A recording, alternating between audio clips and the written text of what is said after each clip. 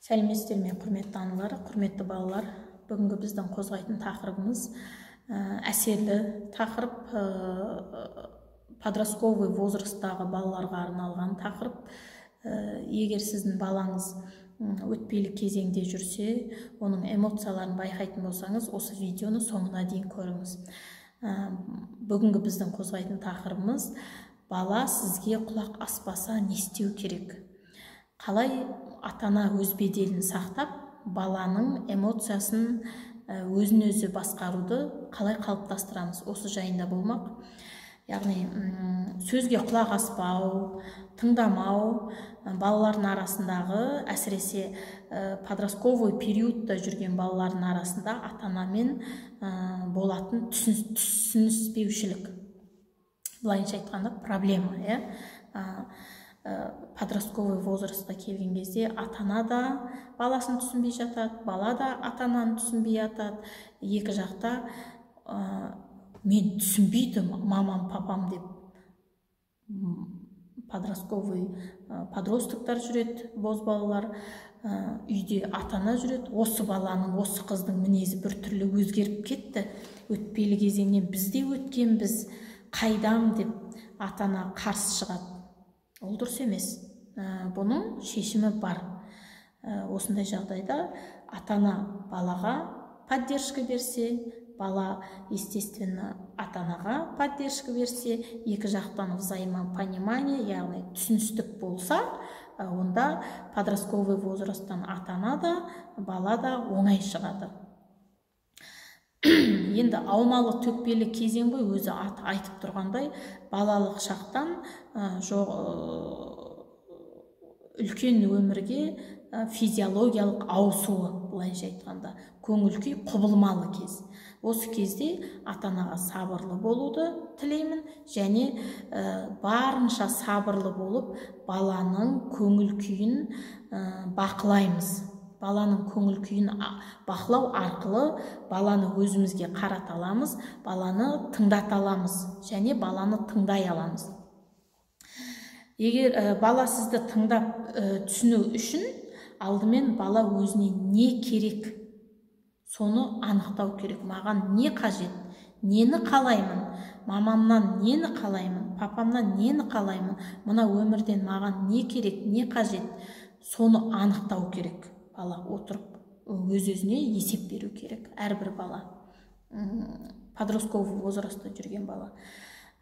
Содан кейін барып, сіз оны тыңдай аласыз, бала сізді тыңдайды. Ал егер сіз сол жағдайда баланы тыңдамасаңыз, бала да сізді тыңдамайтын болады. Баланы мұқият тыңдап, оның эмоционалдық көңіл күйін түсініп, сіз оны басқарасыз, өзіңізге қарата аласыз, өзіңізді тыңдата аласыз. Егер балаңыздың эмоциясын байқап тұрып тыңдамасаңыз, сізге обратно қатты жауап аласыз сізде. Мысалға, баланың эмоциясын доп деп алсаңыз, допты стенаға ұрсаңыз, сізге қатты жауап келеді. Қатты ұрсаңыз қатты жауап келеді, жай ұрсаңыз жай жауап келеді. Міне сол сияқты баланың эмоциясын да басқару арқылы. Сіз баланың эмоциясын басқарасыз, оны тыңдау арқылы. Сол үшін баланы как можно тыңдаймыз ата-ана. Осы жерде ата-ананың өте поддержкасы, көмегі өте қажет подростық кезінде. Өйткені оларда неше түрлі қиын сұрақтар пайда болады. Өмірлерінде қиындық пайда болады олардың өзінің ойынша. Как будто сол подростковый период өмір бақи бітпейді, до конца осылай эмоцияда качаться етіп жүретін сияқты сезіледі боз балаларда. Және оның баланың басына түскен сол подростковый периодта жүрген кездегі түскен басындағы қиындықтарды баланың өзіне шешуге жол беріңіз. Түсіндіріңіз, ұғындырыңыз, көп сөйлесіңіз, көңіл бөліңіз.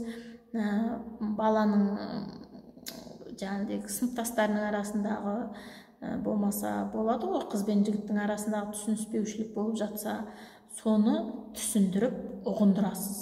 Жай ғана отырып айқайламай, ұрмай соқпай жай ғана түсіндіріп ұғындырасыз. Шешімін көрсетесіз, жолын көрсетесіз, қалай шешілудің жолын көрсетесіз.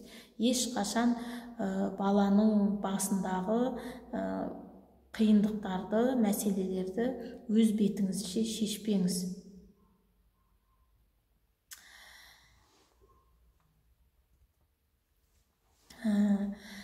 Осы кезден бастап ата-ананың көмегінсіз өзіне сенім артқан кезде ғана бала өзінің мәселесін шешіп, өзіне деген сенімділікті арттырады. Қиындықтар туындаған кезде, баланың басында қиындықтар туындаған кезде ата-ананың сенімі және оның қоғамдағы рөлі бала үшін өте маңызды болады. Өйткені сол ата-анасының қоғамдағы рөлі арқылы мәселелерімді шешіп алам деп ойлайды. Ол дұрыс емес. Қаншалықты ата-ана беделді болса да, өзің шеш, өзіне қарай итермелей беру керек. Қандай проблема болды, қандай мәселе болды, апайымен арасындағы мәселе ма, ағайымен арасындағы мәселе ма, жоқ сыныптастардың арасындағы мәселе ма, өзің шеш, өзіне итермелей беру керек. Сонда балада уверенность, самостоятельность, ответственность қалыптасады. Бала робот емес, біз робот жасамаймыз. Ұрып, соғып, төмпештеп тәрбиелеудің, айтудың қажет жоқ. Оны бәрібір подростық түсінбейді. Егер сол подростық кезінде сіз ата-анадан алған травма қалып кететін болса, ол өмір бақи сол детский травмамен кететін болады. Өмір бақи обидасы жүрегінде сақталып тұратын болады. Сол кездегі сіздің қол көтергеніңіз, болмаса қатты сөйлегеніңіз өмір бақи есінде қалып қалады. Сосын жүреді 50-60, болмаса 40 жасқа келген кезде, сондай кезде мамам сөйтіп айтқан еді, папам сөйтіп ұрған еді деп өмір бақи есте қалып кетеді. Ондай детская травманы балада қалдырудың қажеті жоқ. Сол себепті баланың эмоциясына көп көңіл бөлеміз. Джон Готман ата-аналарға балалармен түсіністік танытуда, яғни балалардың эмоциясын басқаруда мынандай жолдарды айтады. Және де балаларға осындай жағдайда эмоциясын қалай басқару керектігін оны да айтып кеткен. Қазір мен сіздерге соны айтып берем. Эмоциясын басқара алатын, яғни ашу, ыза болып тұрған кезде өзін өзі ұстай алатын балалардан табысты тұлға, адекватты тұлға, қоғам мүшесі шығады. Яғни сауатты, саналы адам шығады деген сөз.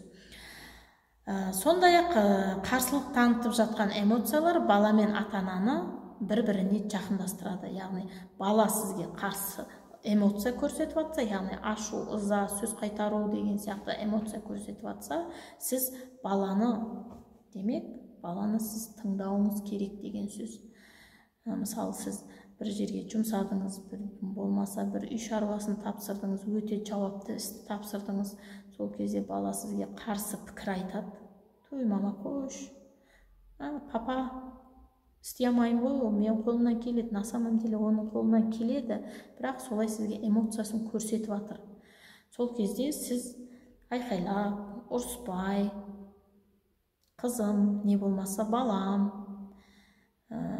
өмірдің осындай қиындығы, осындай заңдылығы, мен сені түсінем, бірақ сен де мені түсін деген сияқты екеу ара әңгіме, дүкен болу керек.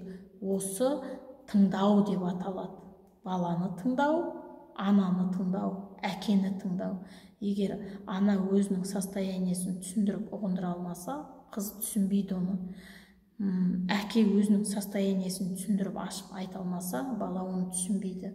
Яғни өзінің подростық кезіндегісін, болмаса басқа бір әңгімелерді құрастырып, әңгімелерді еске түсіріп айтып, екеу ара близость болу керек, эмоциональная близость болу керек бала мен ана, әкенің арасында. Не только қыз бен ана, әке мен қыздың арасында да эмоциональная близость болу керек. Осы кезден бастап қыздардың проблемасы басталады, жаңа деген первая любовь деген сияқты ғой. Джон Готманның ата-аналарға балаларды басқаратын, балалардың эмоциясын басқаратын, эмоциясын түсінетін 4 жағдайды ұсынады. Сол 4 жағдайға тоқтала кетейік. Бірінші жағдайға қарай баланың эмоциясын түсінеміз, қабылдаймыз. Яғни бала ашуланып тұрса, ашуланған дұрыс, сенің ашуланғаның дұрыс, ал енді маған түсіндірші. Әңгіме басталады, контакт басталады, близость басталады. Балаңыздың эмоциясын түсінбей, оның басындағы мәселені анықтай алмайсыз, не жағдай болғанын білмейсіз. Яғни түсіну керек. Көріп тұрсыз, ол баланың ашуланып кеп тұрған, болмаса жылап кеп тұрған, біреуге деп тырысып тұрған, өзінің жүріс тұрысынан ақ байқайсыз. Сол кезде сіз өзіңіз контакт тастайсыз, сөйлесесіз. Ойбай, не болып қалды, не жағдай деп. Әбден тыңдап, анықтап алғаннан кейін, қандай жағдай болса да, мейлі ол шешілмейтін қиын болса да, негізі шешілмейтін нәрсе жоқ, бәр нәрсе шешіледі. Ол біздің сана сезімімізде шешілмейді деген үйіп алғанбыз, сонымен жүре береміз. Шешілмейтін нәрсе жоқ, өзің шеш. Орыстарда айтады ғой, ты сам вляпнулся, иди сама деп жібереді. Сол сияқты өзің шеш деп жол көрсетеміз. Тек қана жол көрсетеміз, жол сілтеміз. Тыңдап болғаннан кейін өзіңіздің пікіріңізді. Егер мен сенің орныңда болсам, мен бұлай істер едім. Сенің орныңда болсам, мен оған бұлай айтар едім. Енді кездескенде сразу барып қойып қалмай, момент келеді, сәті келеді, сөз қайтарудың реті келеді, сол кезде осылай деп айтсам болады деп жөн сілтеп көрсетіп жібереміз. Екінші, баланың көңіл күйін байқасаңыз, яғни осылай ашу, ыза, кек болып, үйде сабақтан келген кезде сумканы лақтырып жіберіп, қабақты үйін-түйін қылып, жоламаңды ашпаған, есік тас жауып, жан-жағындағы қарындастарын, інілерін ұрып жіберіп, сондай агрессивный эмоциясын байқасаңыз, ондай кезде айтасыз: "О, что-то бүгін ашуым қатты ғой. Не болып қалды екен?" Или болмаса әзіл түрінде: "Ойбай, бүгін біздің үйге жаңбыр келді ғой" деген сияқты сөзге тартасыз. Осындай кезде балаңыз "Қойшы мама" деп қарсылық танытады. Ол қарсылықты да қабылдайсыз. "Ей, болды енді, ашуың бас, сабыр, кел сөйлесейік. Не жағдай? Кім тиісті? Не жағдай болды?" Сөйлесеміз. Басталады. Осы кезде баланы тыңдау керек. Міндетті түрде тыңдау керек. "Қойш, сен анау мектептегі проблемаларыңды үйге айтып келме. Екеуің араңдағы ұрысты маған айтып келме. Апайың ұрысса сауап" деген сияқты қарсы пікір айтпаймыз. Бәрібір тыңдаймыз. Бірақ ол баланы мұғалімнің алдында қорғау деген сөз емес. Өзің шеш деген сөз. Мұғалім оқушыға жаман нәрсе айтпайды. Ал егер жаңағыдей қатты сөйлейтін болсаңыз, баланы ерік жігерін одан сайын езіп, одан сайын төмен қарай тартасыз. Ол дұрыс емес. Ондай жағдайға тап болған баладан өзіне сенімсіз болады, шешім қабылдай алмайтын, нерешительный болады және жасқаншақ болады. Мынаған былай сөйлесем, анау маған не деп қояды екен деп жалтақтап жүреді. Лучше әбден тыңдап алғаннан кейін өзің біл. Өзің ақылың бар, өзің санаң бар, өзің ойың бар. Бұл мәселеде менің басында жоқпын, қалай болды, тура солай өзің шеш деп жол көрсетесіз. Болды. Үшінші жағдайда эмоциясын байқаған кезде балаңызды естественно тыңдайсыз, оның жай-күйін тыңдау арқылы жеңілдетесіз. Яғни ашу, ыза, кекке жол бермей, ашу, ыза, кектің соңы неге алып келетінін түсіндіресіз. Көбінесе осындай кезде болып жатады. Құдай басын ары қылсын, пышақ сұғып алу, атып кету, болмаса суицидке барып жататындар тура осындай кезде басталады. Ол неден? Ол ата-ана мен баланың арасындағы контакты, близость, бірін-бірі тыңдай алу, бір-біріне деген сөйлесу аз болғандықтан, мүлдем жоқ болғандықтан сондай жағдайға барып жатады. Яғни өзіне солай внимание аудартады. Сол үшін вниманиені көбірек бөлеміз. Мейлі ол қанша жаста болса да, 50-ге келсе де балаға вниманиені бөлеміз. Сондай-ақ ондай негатив ойлардан лажы болса аулақ болуға тырысуды түсіндіру керек. Негатив ол негатив, вечно негатив.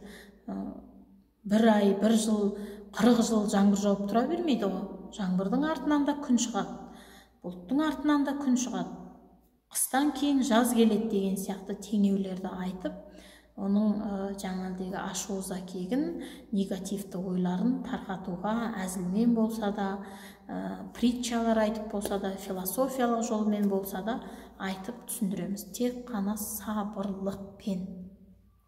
Осы жоғарыда айтылғандардың бәрін баланың өміріндегі келеңсіз сәттерді шешуге осылай тырысамыз. Бұл подростықтардың арасындағы ең бір күрделі шешілмейтін түйін сияқты көрінеді. Кейін осы переходной возрасттан өтіп кеткеннен кейін бала сізді өзіңізбен бірдей болады ғой. Тыңдайсыз, сөйлесесіз, отырасыз, болашағын ақылдасасыз деген сияқты. Сол кезде өзі күліп еске алып отырады. Бірақ ата-анаға сабырлық берсін Құдайым. Балаға ата-ананы тыңдайтын ақыл берсін, сана берсін деп айтайын. Ата-ана мен бала арасындағы мәселені тек қана жаңағыдегі обоюдное согласие, тыңдау арқылы ғана, бір-бірімізге сенім арту арқылы ғана шешеміз. Баланы жаңағыдегідей қош сенің түрің құрсын, қап-қара болмай кетші бар деген сияқты кемсітулер болады көп ата-аналарда. Жаңағыдегі ой сенің қолыңнан келе ма не сондай деген сияқты ондай кемсіту, қоқан-лоққы көрсету, ұрып жіберу, соғып жіберу, салып жіберу деген сияқтыны подростковый кезде істемеңіз, балаңызға да, қызыңызға да. Өйткені сәл ғана қателіктен үлкен мәселеге тап болып қалуыңыз мүмкін ата-ана. Сол үшін ата-ана переходной возраст кезде баланың эмоциясын бақылай арқылы, оның эмоциясын тыңдай арқылы сіз балаңызды тыңдатасыз өзіңізді. Міне мәселе. Сол себепті әрбір бала өзімізге қымбат, әрбір бала өзіміздің болашағымыз, әрбір ата-ана баламыздың болашағына, эмоционалдық күйіне өзіміз жауаптымыз.